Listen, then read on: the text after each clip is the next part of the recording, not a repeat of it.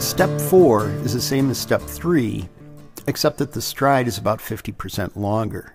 And what we're going to be asking the student to do is to step a little bit outside of her comfort zone and start working harder on one of the key aspects of the fast pitch delivery, which is a powerful stride. Now, there's no biomechanical connection between the length of the stride and the speed of the pitch. What is important is the power in the stride and then the ability to be able to stop the forward momentum as the pitch is being delivered. Now, most kids, certainly not all, but most will find it easier to generate that power if they are allowed to take a longer stride. You need to be very careful of two things, however, when you're allowing the longer stride. And one is they need to maintain very good balance throughout the entire step. Good balance is a critical component to being able to pitch effectively.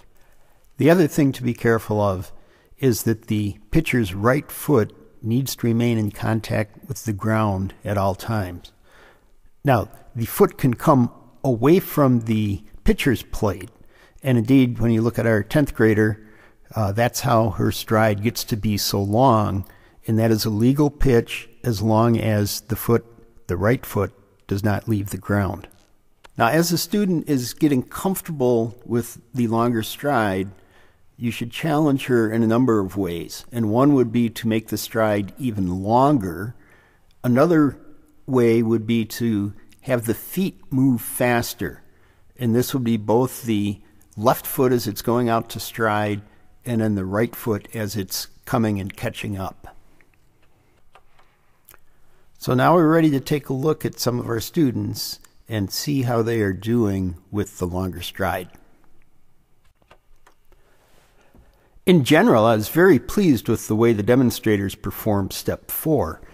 And what was particularly gratifying was the 3 that I had picked out to point things out on step 3. They all did so much better on step 4. The first one we're looking at now, if you remember, her shoulders were not getting open, but just by the fact that she has to take a longer stride, that pulls her hip, and her shoulders and hips stay on top of each other, and so they just naturally become more open and into a good throwing position. This next one we're looking at, if you remember, she had 2 issues. One, she was coming down heel first, and the other one, her weight was centered too much in the middle of her body as she was pushing off forward.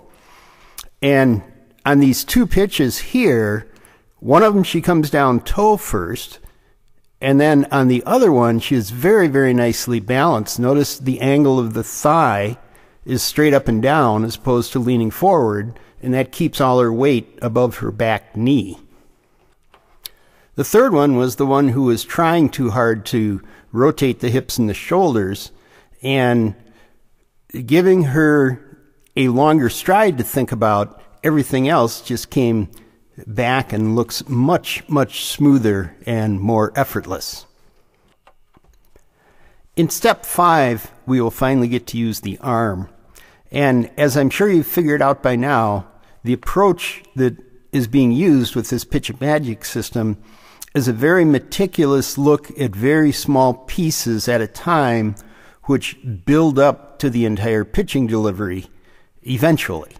And what's going to happen in step 5 is, yes, we're using the arm, but we're only using the part from the elbow out to the end of the fingers.